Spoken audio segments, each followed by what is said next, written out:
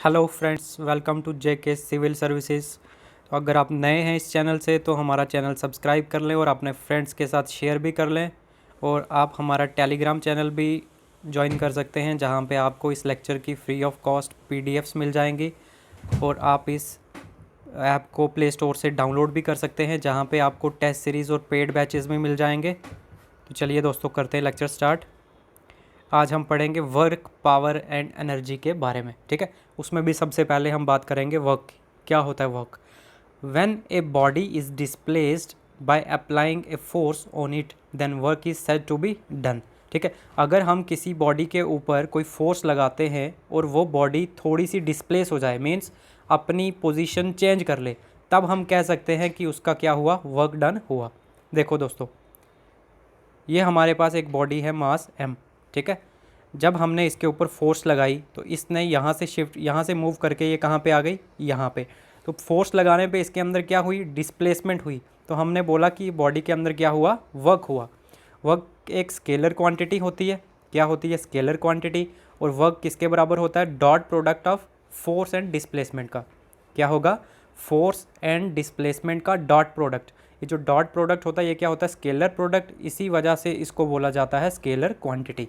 ठीक है, अगर हम डॉट प्रोडक्ट निकालें, work is equals to force into displacement, तो अगर इसको एक्सपेंड करें तो क्या हो जाएगा, W is equals to f dot s dot cos theta. तो बीच में कॉस थीटा आ जाएगा, ये एंगल आ जाएगा फोर्स और डिस्प्लेसमेंट के बीच में। ठीक है, तो वर्क किसके बराबर हो गया, force into displacement into cos theta. ठीक है, इसका यूनिट क्या होगा, ऐसा यूनिट इसका होगा, फोर्स का आ गया न्यूटन और डिस्प्लेसमेंट का मीटर, तो इसका यूनिट बन गया न्यूटन मीटर। न्यूटन मीटर को ही बोला जाता है जूल। ठीक है, तो आप ये भी बोल सकते हो कि वर्क का ऐसा यूनिट क्या होगा, जूल, जिसकी वैल्यू किसके बराबर होगी, न्यूटन मीटर के बराबर। और अगर CGS यूनिट की बात करें तो CGS यूनिट के अंदर इसकी वैल्यू क्या हो जाएगी, डाइन सेंटीमीटर। क्या हो जाएगी, डाइन सेंटीमीटर, जिसको ही क्या बोला जाएगा, अर्ग। क्या बोला जाएगा, अर्ग। अर्ग किसके बराबर होगा, 9 सेंटीमीटर के बराबर। और एक जोल कितने अर्ग के बराबर होगा, एक जोल 10⁻7 अर्ग के बराबर होगा। ये भी इंपॉर्टेंट है दोस्तों। ठीक है, अब हम बात करते हैं when theta is equals to 0 degree. जब थीटा हमारा एंगल 0 डिग्री होगा तो कॉस 0 कितना होता है, 1। तो वर्क होगा हमारा मैक्सिमम। मैक्सिमम वर्क कब होगा, जब थीटा हमारा 0 डिग्री होगा। और जब थीटा 90 डिग्री होगा या परपेंडिकुलर होगा तो वर्क क्या हो जाएगा, मिनिमम, मीन्स 0 वर्क डन हो जाएगा। ठीक है, तो वर्क भी हमारे पास 3 तरह का होता है, positive work done, negative work done और 0 वर्क डन। सबसे पहले हम बात करेंगे पॉजिटिव वर्क डन की। क्या होता है positive work done, when the force and displacement are in the same direction. जब फोर्स और डिस्प्लेसमेंट एक ही डायरेक्शन में हो, मीन्स जिस तरफ आप फोर्स लगा रहे हो उसी तरफ क्या हो, बॉडी की डिस्प्लेसमेंट हो, उस केस में क्या बोला जाएगा, हमारा वर्क पॉजिटिव वर्क हुआ। ठीक है, जैसे a man pulls an object toward himself. ये एक पर्सन है, ठीक है, ये अगर किसी बॉक्स को अपनी ओर खींचता है तो फोर्स किस ओर लगा रहा है, अपनी ओर, और बॉडी भी किस ओर मूव कर रही है, उसकी ओर। तो दोनों की डायरेक्शन क्या हो गई, सेम हो गई। इसी वजह से इसको बोला जाएगा यहाँ पे क्या हुआ, पॉजिटिव वर्क डन हुआ। और नेगेटिव वर्क डन में क्या हो जाएगा, when the force and displacement are in opposite direction.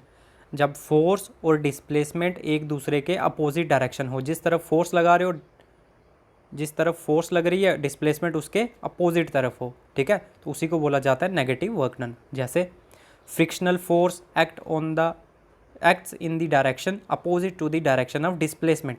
ठीक है, जो फ्रिक्शनल फोर्स होती है ये क्या करती है, नेगेटिव वर्क डन करती है। और when brakes are applied to a moving vehicle, जब कोई गाड़ी चल रही हो उसके आगे जब आप ब्रेक अप्लाई करते हो तो वो भी किसकी एग्जांपल है, वो भी हमारे नेगेटिव वर्क डन की एग्जांपल है। क्योंकि गाड़ी आगे की ओर जा रही है और ब्रेक क्या करेगी, उसको रोकेगी, तो मतलब उसके अपोजिट डायरेक्शन में क्या हो रही है, वो फोर्स लगा रही है। तो इसी को बोला जाएगा नेगेटिव वर्क डन। और 0 वर्क डन क्या होगा, when the force and displacement are in perpendicular direction. जब फोर्स और डिस्प्लेसमेंट की डायरेक्शन परपेंडिकुलर हो, मीन्स इन दोनों के बीच में 90 डिग्री का एंगल बने। ठीक, क्या हो, इन दोनों के बीच में 90 डिग्री का एंगल बने। Example, coolie moving forward carrying load on his head. Suppose करो एक कुली है, वो आगे की ओर जा रहा है, उसने लोड अपने सिर पे उठाया हुआ है, तो उस केस में वर्क डन क्या हो गया, 0। ठीक है, क्योंकि उन दोनों के बीच में एंगल कितना बन रहा है, 90 डिग्री और cos 90 डिग्री कितना होगा 0, तो वर्क डन कितना हो जाएगा 0। या फिर a body moving on circle, अगर कोई भी बॉडी एक सर्कुलर पाथ के ऊपर ट्रैवल कर रही है तो उसके अंदर भी वर्क डन कितना होगा 0, क्योंकि ये यहाँ से मुड़ के वापस इसी पॉइंट पे आ जाएगी तो डिस्प्लेसमेंट कितनी हो गई 0। जब डिस्प्लेसमेंट 0 हो गई तो वर्क क्या हो जाएगा हमारा 0 हो जाएगा। नेक्स्ट बात करते हैं हम पावर की। क्या होता है ये power? Power rate of doing work is called power. किस रेट से हमारा काम हो रहा है वही क्या कहलाएगा, वही क्या कहलाएगा, वही उसकी पावर कहलाएगी। फॉर्मूला किसके बराबर हो जाएगा? Work divided by time. कितने टाइम के अंदर कितना वर्क हो रहा है वही क्या कहलाएगी, उसकी पावर कहलाएगी। पावर भी हमारी क्या होती है? स्केलर क्वांटिटी, ठीक है। और इसका ऐसा यूनिट क्या होगा? वर्क का जोल आ गया और टाइम का सेकंड, तो इसका जोल पर सेकंड हो जाएगा। और जोल पर सेकंड को ही क्या बोला जाता है? वॉट बोला जाता है, ठीक है। तो पावर का ऐसा यूनिट वॉट भी होगा, और वॉट किसके इक्वल होता है? जोल पर सेकंड के बराबर। अगर 1 किलो वॉट हो तो किसके बराबर हो जाएगा? 10⁻³ वॉट के बराबर। और अगर मेगा वॉट हो तो 10⁻6 वॉट के बराबर होगा, ठीक है। और प्रैक्टिकल यूनिट ऑफ पावर क्या होगा? प्रैक्टिकल यूनिट ऑफ पावर वो होता है हार्स पावर। क्या होगा? Horse power practical unit of power. 1 horse power किसके बराबर होगा? 1 horse power is equals to 746 watt. कितने वॉट के बराबर होगा एक हार्स पावर? 746 वॉट के बराबर होता है एक हार्स पावर, ठीक है। ये तो सारे थे पावर के यूनिट। अब जहाँ पे देखो watt second, watt hour, kilowatt hour, second या हावर लग गया आगे, तो वो यूनिट बन जाएंगे वर्क एंड एनर्जी के। वो अब पावर के यूनिट नहीं रहे, वो किस में कन्वर्ट हो गए?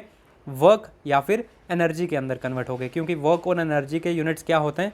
सेम। इसी वजह से अब पावर का यूनिट ये नहीं होगा। पावर का क्या था? Watt, kilowatt. अब यहाँ पे आ गया watt second, watt hour, kilowatt hour. तो यहाँ पे एंड पे सेकंड आ रहा है और हावर आ रहा है, जिसकी वजह से ये क्या बन जाएगा हमारा? वर्क के यूनिट बन जाएंगे और एनर्जी के यूनिट बन जाएंगे, ठीक है। तो एक वॉट हावर किसके बराबर होता है? 3600 जूल्स के बराबर, ठीक है। ये एनर्जी का यूनिट है या वर्क का, तो यहाँ पे जोल आ जाएगा। 3600 जोल ही क्या कहलाता है? एक वॉट हावर। और 3.6 × 10⁻6 जोल ही क्या कहलाएगा हमारा? 1 किलो वॉट हावर। याद रखना दोस्तों, कई बार क्वेश्चन यहीं से आ जाता है कंफ्यूज करने के लिए कि वॉट हावर, किलो वाट हावर किसका यूनिट होगा, तो आप पावर को टिक करके आ जाओगे। लेकिन होगा किसका? या तो वर्क का होगा या एनर्जी का, दोनों में से किसी का भी हो सकता है, क्योंकि दोनों के यूनिट्स सेम होते हैं। अब बात करेंगे दोस्तों एनर्जी की। एनर्जी क्या चीज़ होती है? Energy the capacity ability to do work, ठीक है। क्षमता किसी भी काम को करने की, वही क्या कहलाता है? एनर्जी, ठीक है। The amount of energy possessed by a body is equal to the amount of work done, ठीक है। जितना वो वर्क कर सकती है वही किसके इक्विवेलेंट होगा? जो उसके अंदर उस एनर्जी कंटेन होगी। किसी बॉडी के अंदर जितनी एनर्जी होगी वो उतना ही क्या कर पाएगी? वर्क डन कर पाएगी, ठीक है। तो यूनिट, एनर्जी के यूनिट क्या होते हैं? जॉल। और वर्क के भी क्या होते हैं? जॉल। याद रखना, जॉल एनर्जी का भी ऐसा यूनिट होगा और वर्क का भी ऐसा यूनिट होगा, जॉल। और ये भी क्या होती है? स्केलर क्वांटिटी, ठीक है। क्या होती है? ये भी स्केलर क्वांटिटी। और CGS यूनिट क्या होगा इसका? अर्ग। क्या होता है? अर्ग एनर्जी का CGS यूनिट होगा। 1 जॉल कितने अर्ग के बराबर होता है? 1 जॉल 10⁻7 अर्ग के बराबर होता है। और 1 न्यूटन कितने डाइन के बराबर था?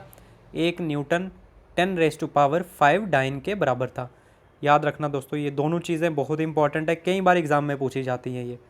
1 जॉल इज इक्वल्स टू 10⁻7 अर्ग और 1 newton is equals to 10⁵ dynes. एक ऐसा यूनिट है और दूसरा CGS यूनिट।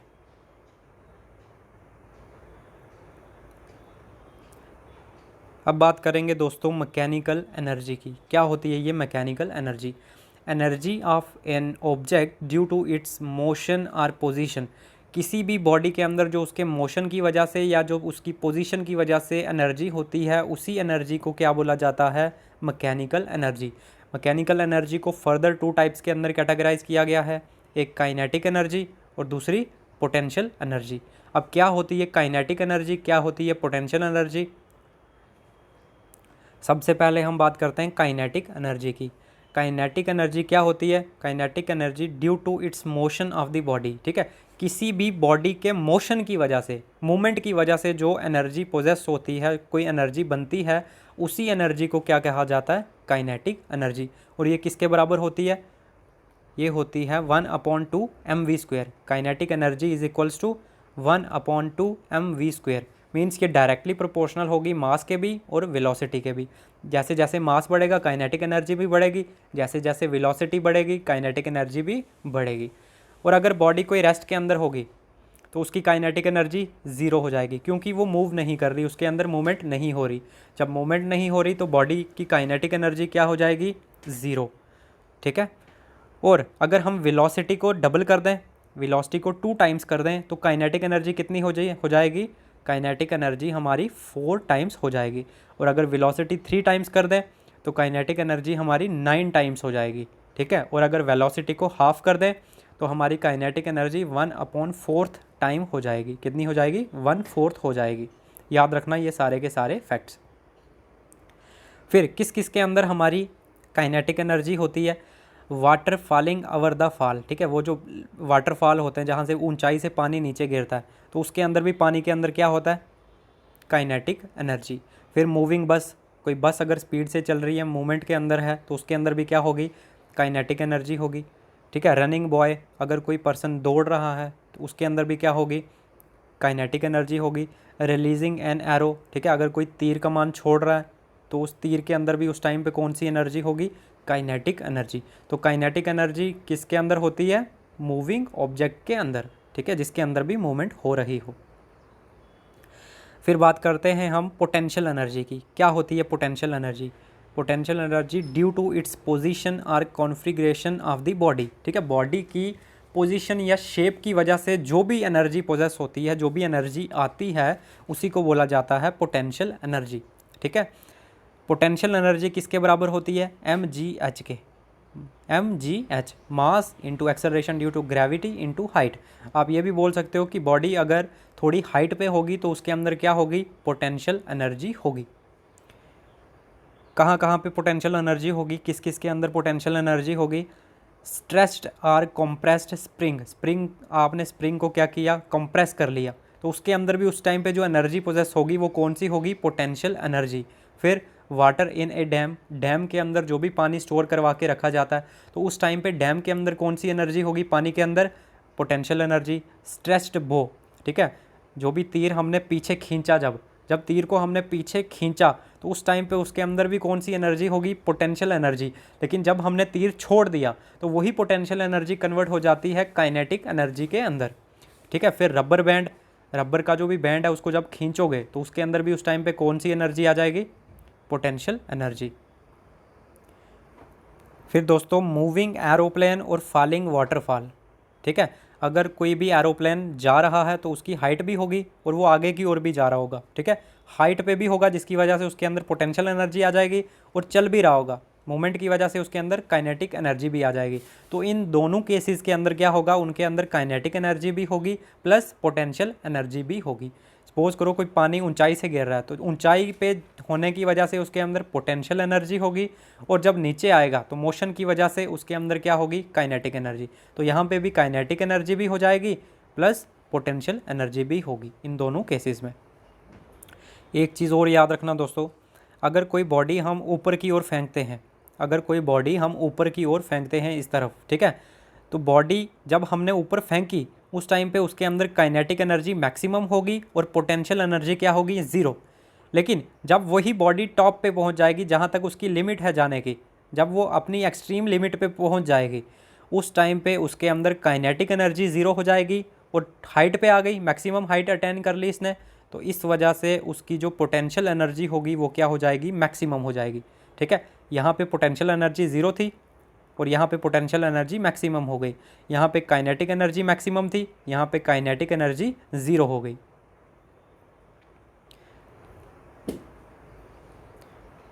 अब बात करते हैं principle of conservation of energy. ठीक है, क्या कहता है ये? Energy can neither be created nor be destroyed. ठीक है, एनर्जी को ना ही आप पैदा कर सकते हो ना ही ख़त्म कर सकते हो, सिर्फ ये एक फार्म से दूसरी फार्म के अंदर कन्वर्ट हो सकती है। ठीक है, इसी वजह से जो पूरे के पूरे यूनिवर्स के अंदर टोटल एनर्जी होती है वो हमेशा क्या रहती है, सेम। जितनी पहले होगी बाद में भी कितनी रहेगी, उतनी ही रहेगी। सिर्फ क्या हुआ, एक फॉर्म से एनर्जी दूसरी फॉर्म के अंदर कन्वर्ट हो गई। ठीक है, यही कहता है हमारा law of conservation of energy. अब कुछ डिवाइसेस हैं दोस्तों, वो एनर्जी किस एनर्जी को किस फॉर्म में कन्वर्ट करते हैं वो बताया गया। ये भी बहुत इंपॉर्टेंट है। कई बार एक क्वेश्चन यहाँ से पक्का पूछता है एग्जामिनर कि कोई डिवाइस दे देगा, पूछेगा ये किस एनर्जी को किस एनर्जी के अंदर कन्वर्ट करेगा। तो सबसे पहले है हमारा डायनेमो, जिसको जनरेटर भी बोला जाता है।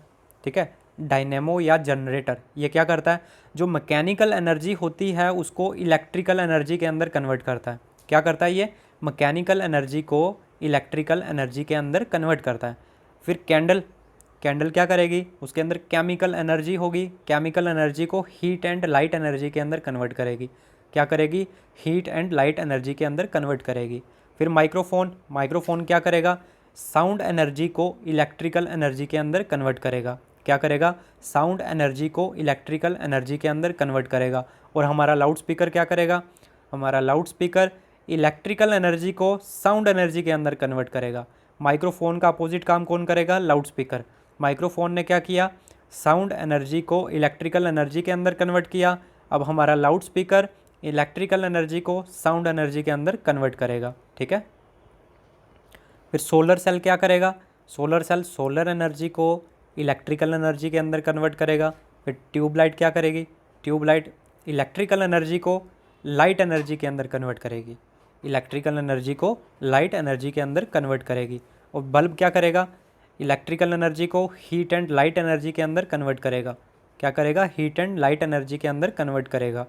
और बैटरी, बैटरी क्या करेगी दोस्तों, बैटरी केमिकल एनर्जी को इलेक्ट्रिकल एनर्जी के अंदर कन्वर्ट करेगी। बैटरी के अंदर केमिकल रिएक्शंस होती हैं, तो वही जो केमिकल एनर्जी होगी वो इलेक्ट्रिकल एनर्जी के अंदर कन्वर्ट हो जाएगी।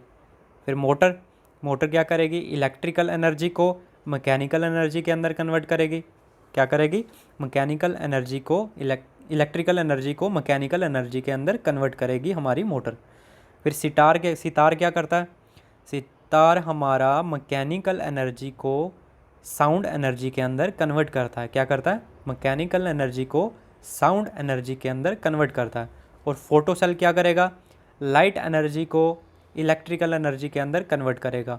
फोटो मीन्स लाइट, ठीक है, तो लाइट एनर्जी को क्या करेगा, इलेक्ट्रिकल एनर्जी के अंदर कन्वर्ट करेगा हमारा फोटो सेल। ये सारे के सारे इंपॉर्टेंट है दोस्तों, ये याद रख लेना। अब रिलेशन पढ़ेंगे काइनेटिक एनर्जी और मोमेंटम के बीच में क्या रिलेशन होगा। ठीक है, तो डायरेक्ट आप रिलेशन याद रखो, काइनेटिक एनर्जी किसके बराबर होगी, p²/2m।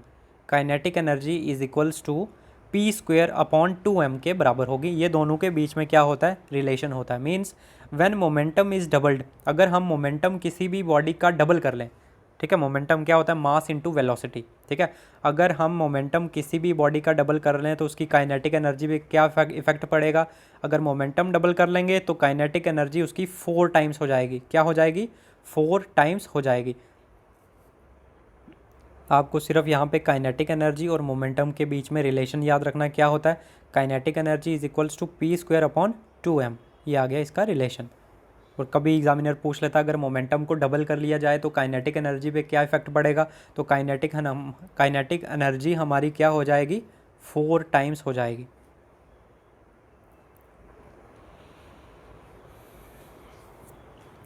फिर एक और आता है दोस्तों वर्क एनर्जी थ्योरम। क्या कहती है ये वर्क एनर्जी थ्योरम, कि work done by all the forces acting on a body is equal to the change in kinetic energy of the body. बोल रहा है कि अगर एक बॉडी है, इसके ऊपर बहुत सारी फोर्सेस लग रही हैं, ठीक है, बहुत सारी फोर्सेस लग रही हैं, तो जो इन फोर्सेस की वजह से वर्क डन होगा, इन सारी फोर्सेस की वजह से जो वर्क डन होगा वो किसके बराबर होगा, जितनी उस बॉडी की काइनेटिक एनर्जी चेंज होगी, जितनी उस बॉडी की काइनेटिक एनर्जी चेंज होगी। ठीक है, जो भी एक बॉडी के ऊपर फोर्सेस लगेंगी, उन फोर्सेस की वजह से जो भी वर्क डन होगा वो किसके बराबर होगा, वो उस बॉडी की जितनी काइनेटिक एनर्जी चेंज होगी उसके बराबर होगा। यही कहता है हमारा work energy theorem. Work done is equals to change in kinetic energy. ठीक है, इसकी एग्जांपल, स्पार्क इज़ प्रोड्यूस्ड, जब हम दो स्टोन को आपस में रगड़ते हैं, ठीक है, एक दूसरे के ऊपर बीट करते हैं, तो एक स्पार्क प्रोड्यूस होती है। वो भी किसकी एग्जांपल है? वर्क एनर्जी थ्योरम की। किसकी? वर्क एनर्जी थ्योरम की। अगर एक नाइफ को रब किया जाता है ग्राइंडिंग स्टोन के ऊपर, ठीक है, एक स्टोन के ऊपर हम नाइफ को तेज़ करने के लिए रगड़ते हैं, तो जब हम रगड़ेंगे तो क्या हो जाता है? नाइफ के अंदर हीट आ जाती है, गर्म हो जाता है हमारा नाइफ। ये भी किसकी वजह से हो रहा है? वर्क एनर्जी थ्योरम की वजह से, क्योंकि जो वर्क डन हुआ उसने क्या किया, जो उसके अंदर काइनेटिक एनर्जी चेंज हुई उसी के बराबर वो उसको लेके आ गया। यही होती है हमारी work energy theorem.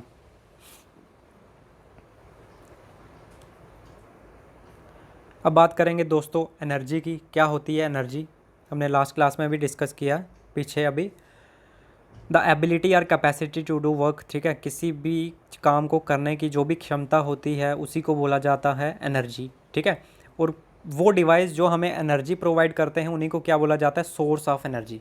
Anything that provide us energy is called the source of energy. Energy का सोर्स बोला जाता है, स्रोत, जहाँ से वो एनर्जी हमें मिलेगी। अब क्वेश्चन आता है कि what is a good source of energy?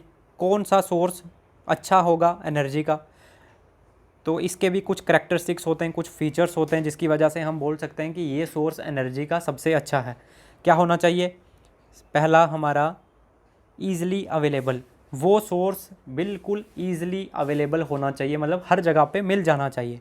एक करैक्टरिस्टिक्स ये आ गया। दूसरा, चीप और इकोनॉमिकल। वो जो सोर्स होगा वो सस्ते रेट पे मिलना चाहिए, ये नहीं है कि काफ़ी ज़्यादा एक्सपेंसिव हो, ठीक है। अगर वो हर जगह पे अवेलेबल है, उसकी कॉस्ट भी कम है, और easy to transport and store, अगर हम उसको ट्रांसपोर्ट भी आसानी से कर सकते हैं और स्टोर भी आसानी से करवा सकते हैं, और हैव हाई कैलोरीफिक वैल्यू, अगर उसके पास उसकी हाई कैलोरीफिक वैल्यू है। अब कैलोरीफिक वैल्यू क्या होती है? कि 1 ग्राम फ्यूल को जलाने पे हमें कितनी एनर्जी मिलेगी। 1 ग्राम फ्यूल को जलाने पे कितनी एनर्जी मिलेगी, वही क्या कहलाती है? उस फ्यूल की, उस सोर्स की कैलोरीफिक वैल्यू। तो कैलोरीफिक वैल्यू भी क्या होनी चाहिए? ज़्यादा होनी चाहिए। जितनी कैलोरीफिक वैल्यू ज़्यादा होगी उतनी ज़्यादा एनर्जी मिलेगी, उतना ज़्यादा वर्क डन हो सकेगा। और क्या होना चाहिए? इको फ्रेंडली होना चाहिए, और do not cause any pollution. और जो भी सोर्स हम यूज़ करें वो इको फ्रेंडली होना चाहिए, नेचर को कोई भी हार्म करने वाला नहीं होना चाहिए, उसकी वजह से कोई भी पोल्यूशन नहीं होना चाहिए। ये सारी की सारी खूबियाँ होनी चाहिए एक सोर्स के अंदर, तभी हम जाके बोलेंगे कि वो सोर्स क्या है? हमारा गुड सोर्स ऑफ एनर्जी, ठीक है। अब बात करेंगे सोर्सेज ऑफ एनर्जी। कितने सोर्सेज होते हैं, ठीक है, उसको भी अलग अलग टाइप्स के अंदर कैटेगराइज किया गया। एक रीन्यूएबल सोर्सेज, दूसरा non renewable sources of energy. सबसे पहले हम बात करते हैं रीन्यूएबल सोर्सेज ऑफ एनर्जी। क्या होते हैं? जो रीन्यू हो सके, मतलब इनएग्जॉस्टिबल, जो एग्जॉस्ट ना हो सके, जो कभी ख़त्म ना हो, ठीक है, जिनको हमने एक बार यूज़ कर लिया वो वापस से रीन्यू हो जाए यूज़ करने के लिए, उन्हीं को बोला जाता है renewable resources. Do not cause pollution, और ये कोई भी पोल्यूशन काज नहीं करते। क्यों? क्योंकि इनके अंदर कार्बन एमिशन, कार्बन का कंटेंट जो निकलता है वो बहुत ही लो होता है, इस वजह से ये कोई भी पोल्यूशन काज नहीं करते। और अगर हमें नॉन रीन्यूएबल सोर्सेज का यूज़ करना है तो उसके लिए हमें प्लांट वगैरह लगाने के लिए काफ़ी ज़्यादा कॉस्ट लगानी पड़ती है, जिसकी वजह से ये क्या हो जाते हैं? कॉस्टली हैं। तो ये फ्रीली अवेलेबल, बट हमें अगर इनका यूज़ करवाना है तो हमें काफ़ी ज़्यादा कॉस्ट खर्च करनी पड़ती है प्लांटेशन के ऊपर, ठीक है, जो प्लांट्स लगाए जाते हैं। तो इस वजह से ये क्या हो जाता है? काफ़ी ज़्यादा कॉस्टली हो जाता है। इसके अंदर कौन कौन सी एनर्जीज आ जाती हैं? सोलर एनर्जी, ठीक है, जो सूरज से हमें एनर्जी मिलती है। विंड एनर्जी, हवा से जो हम एनर्जी लेते हैं। हाइड्रो एनर्जी या वाटर एनर्जी, पानी से जो भी एनर्जी ली जाती है। Biofuels, biogas. Tidal energy, ocean से जो भी एनर्जी मिलती है। जियोथर्मल एनर्जी, ठीक है, अर्थ के इंटीरियर में जो हीट होती है उसकी वजह से जो हमें एनर्जी मिलती है। ये सारी की सारी किसकी एग्जांपल्स हैं?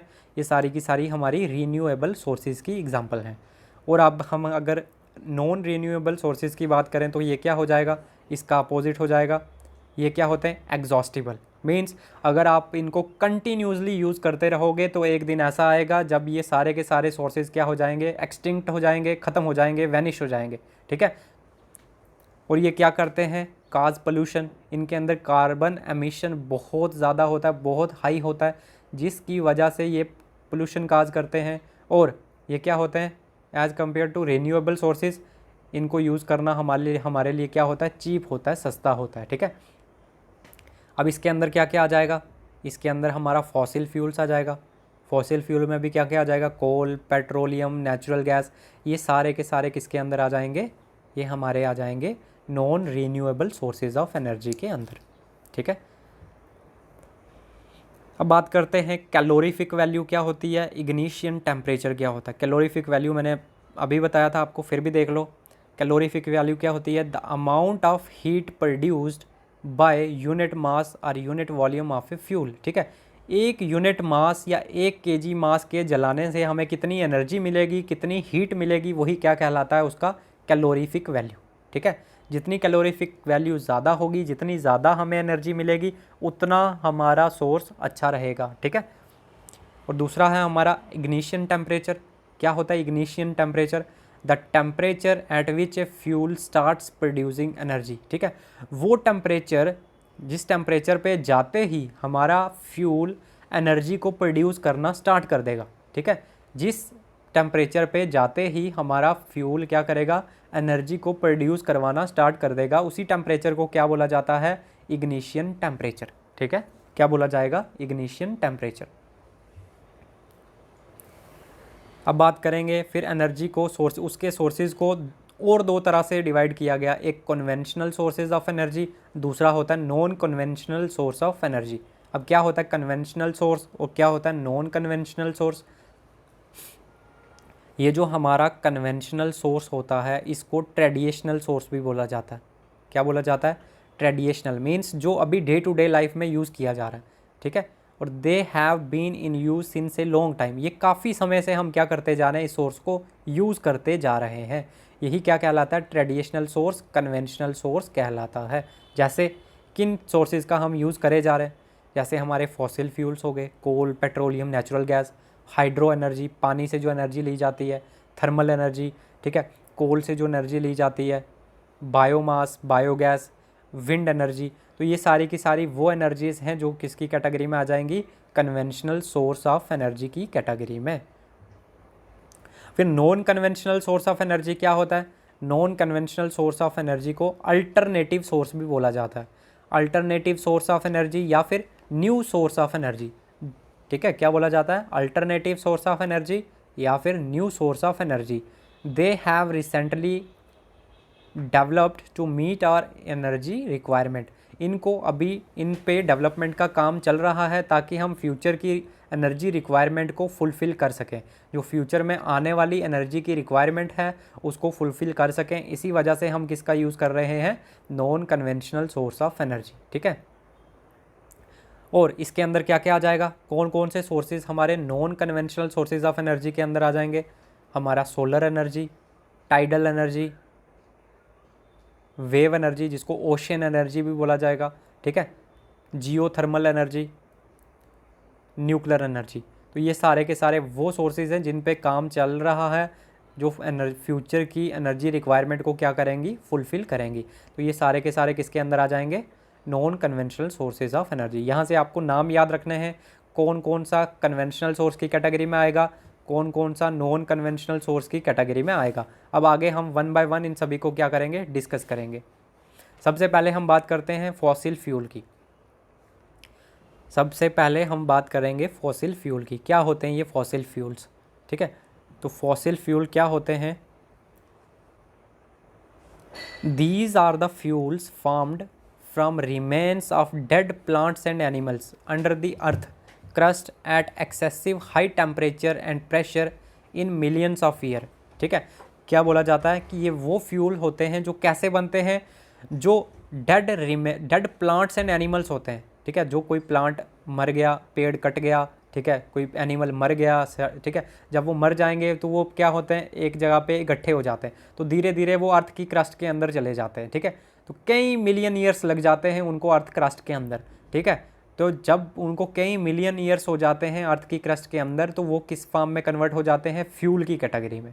ठीक है, अर्थ के अंदर क्या होगा, हाई टेम्परेचर और हाई प्रेशर, जिसकी वजह से वो जो remains of dead plants and animals थे, ठीक है, वो किसके अंदर कन्वर्ट हो जाएंगे, फ्यूल के अंदर। उन्हीं फ्यूल्स को क्या बोला जाता है, फॉसिल फ्यूल्स। क्या बोला जाता है, फॉसिल फ्यूल। जैसे हमारा कोल हो गया, पेट्रोलियम हो गया, नेचुरल गैस हो गया, ये तीनों के तीनों किससे मिलके बनते हैं? Remains of dead plants and animals, ठीक है। फिर ये जो पेट्रोल होता है, पेट्रोलियम से हमें क्या क्या मिलता है? पेट्रोलियम से हमें पेट्रोल मिलता है, डीजल मिलता है, कैरोसिन मिलता है, एलपीजी मिलता है, लिक्विफाइड पेट्रोलियम गैस। ये सारे के सारे किससे मिलते हैं हमें? पेट्रोलियम से, ठीक है। पेट्रोलियम एक कम्प्लेक्स है, ठीक है, एक कॉम्प्लेक्स चीज़ है जिसके अंदर बहुत सारी चीज़ें आ जाती हैं। एक हमारा पेट्रोल भी आ जाएगा, डीजल भी आ जाएगा, कैरोसिन भी आ जाएगा और एलपीजी भी आ जाएगा। एलपीजी की फुल फॉर्म क्या होगी दोस्तों? लिक्विफाइड पेट्रोलियम गैस और नेचुरल गैस। ये सारे के सारे किसके एग्जांपल्स हैं? हमारे फॉसिल फ्यूल के, ठीक है। जब हम क्रूड ऑयल जो मतलब गंदा ऑयल होता है, उसको जब हम प्योर ऑयल के अंदर कन्वर्ट करते हैं, उस प्रोसेस को क्या बोला जाता है? क्रूड ऑयल से जब हम प्योर ऑयल में कन्वर्ट करते हैं किसी भी ऑयल को, तो उसको बोला जाता है रिफाइनिंग। उसकी क्या की जा रही है? रिफाइनिंग की जा रही है। और ये जो हमारे फॉसिल फ्यूल्स होते हैं दोस्तों, ये most commonly and widely used source होते हैं, ठीक है, जो हम डेली लाइफ में यूज़ करते हैं और वाइडली हर जगह पे इसका यूज़ किया जा रहा है। और ये क्या होते हैं? Non renewable source. ये कभी भी रीन्यू नहीं हो सकते। एक दिन ऐसा आएगा ये सारे के सारे फॉसिल फ्यूल क्या हो जाएंगे? एक्सटिंक्ट हो जाएंगे, वैनिश हो जाएंगे, ख़त्म हो जाएंगे दोस्तों, ठीक है। इसलिए हमें इन पे थोड़ा सा कंट्रोल करना चाहिए, थोड़ा लिमिटेड यूज़ करना चाहिए इनका। काज पोल्यूशन, ये क्या करते हैं? पोल्यूशन काज करते हैं। Air pollution, water pollution, soil pollution, तो ये सारे के सारे पोल्यूशन काज करते हैं कौन? हमारे फॉसिल फ्यूल। फिर सन को बोला जाता है अल्टीमेट सोर्स ऑफ एनर्जी। क्या बोला जाता है? Ultimate source of energy. किसको बोला जाता है? सन को। फिर देखो दोस्तों, कोल कैसे बनता है? तो कोल जब हम वुड्स या फिर फॉरेस्ट, जंगल जिसको बोला जाता है, जंगल कई बार ऐसा होता है कोई लकड़ी कट जाती है या कोई पेड़ ऑटोमेटिकली गिर जाता है, तो वो अर्थ क्रस्ट के अंदर चला जाता है, लेयर बाय लेयर उसके ऊपर मिट्टी जमा होती रहती है, तो धीरे धीरे वो अर्थ के अंदर चला जाता है। तो एक टाइम ऐसा आता है जब वही वुड, वही फॉरेस्ट, वही लकड़ी किसके अंदर कन्वर्ट हो जाती है? कोल के अंदर। वो कोल बन जाती है। इस पूरे प्रोसेस को क्या बोला जाता है? कार्बोनाइजेशन, ठीक है। जब वुड या जंगल किसी लकड़ी से जो भी कोयला बनता है, उस प्रोसेस को क्या बोला जाता है? कार्बोनाइजेशन। क्या बोला जाता है? कार्बोनाइजेशन। तो दोस्तों ये था आपका सोर्सेज ऑफ एनर्जी। एक लेक्चर और आएगा आपका सोर्सेज ऑफ एनर्जी का, फिर आपका ये सोर्सेज ऑफ एनर्जी फिनिश हो जाएगा, ठीक है। तो उसके बाद हम MCQs लेके आएंगे। तो दोस्तों आप इस लेक्चर को मैक्सिमम लोगों तक शेयर करें, लाइक करें, कमेंट करें, ठीक है। मिलते हैं अब नेक्स्ट लेक्चर के अंदर, तब तक के लिए गुड बाय, थैंक यू।